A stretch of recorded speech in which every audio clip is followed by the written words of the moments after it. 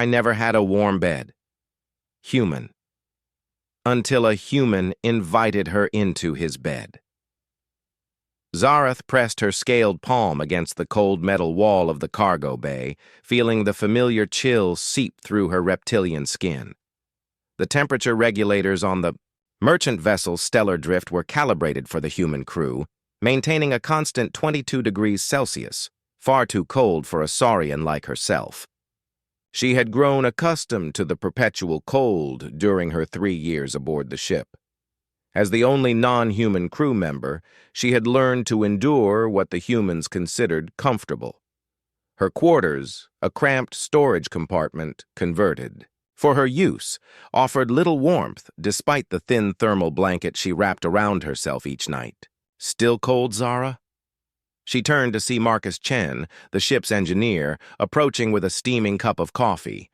His breath formed small clouds in the chilled air, though he seemed unbothered by the temperature. Humans, she had learned, were remarkably adaptable creatures. Always, she replied, her translator rendering her hissing speech into standard galactic. My species evolved under twin suns. This ship feels like a tomb to me. Marcus frowned, studying her shivering form.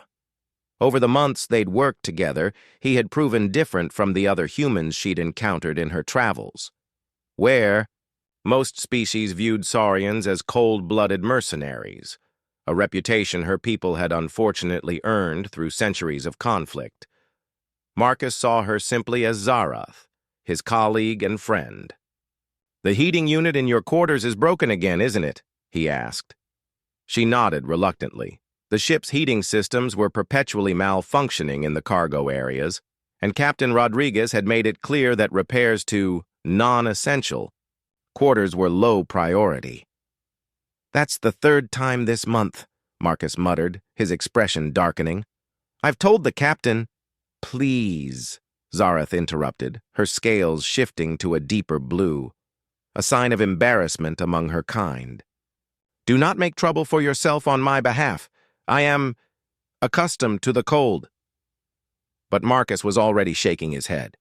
No one should have to sleep in freezing temperatures. Look, my quarters have a climate control system that actually works. You could... He paused, seeming to consider his words carefully. You could stay there tonight. I have a spare sleeping pad. Zarath's scales rippled in surprise. In all her travels through human space, no human had ever offered her such kindness. Her own people would never extend such hospitality to an outsider, let alone a member of a different species. I could not impose, she said quietly. You're kind. You value your private spaces. My kind also don't let friends freeze, Marcus replied firmly. Come on. One night won't kill either of us.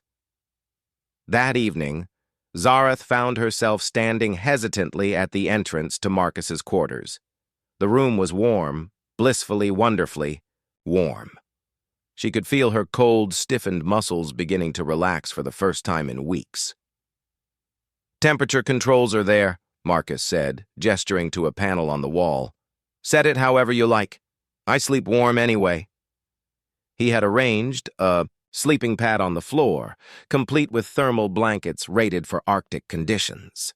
But what caught Zarath's attention was the human's own bed, elevated, soft-looking, covered in thick quilts that seemed to radiate warmth. I have never, she began, then stopped.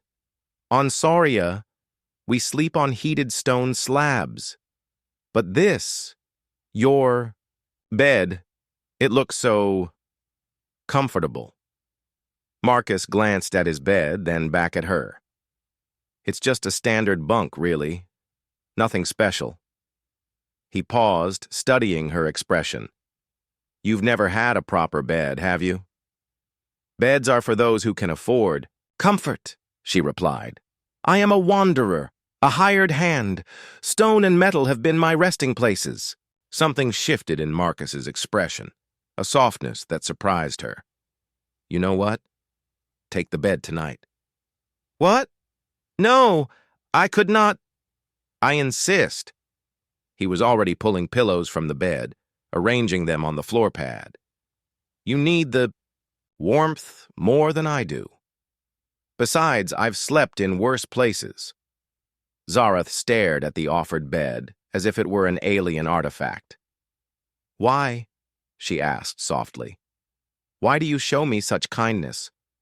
I am Saurian. My people and yours have fought wars. Marcus paused in his preparations, looking up at her with genuine confusion.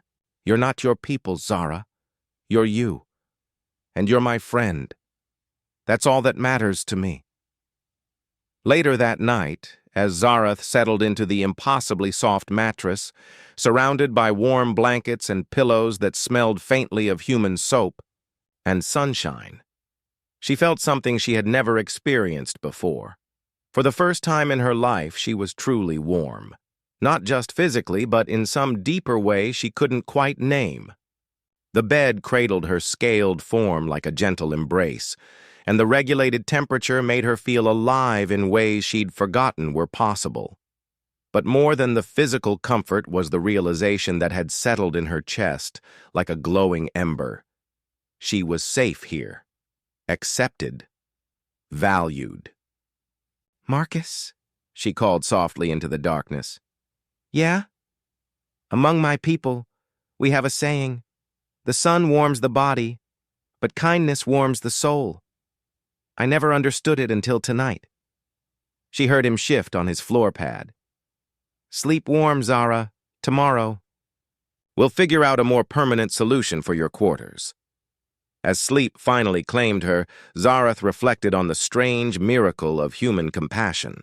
In a galaxy where most species viewed each other with suspicion or hostility, humans possessed this remarkable ability to see beyond scales and differences to the person underneath. She had traveled across a dozen star systems, slept on countless, cold surfaces, and endured the indifference of 100 different worlds. But here, in the bed of a human engineer who asked nothing in return for his kindness, she had discovered something worth more than all the credits in her account. She had found warmth. She had found acceptance. She had found home.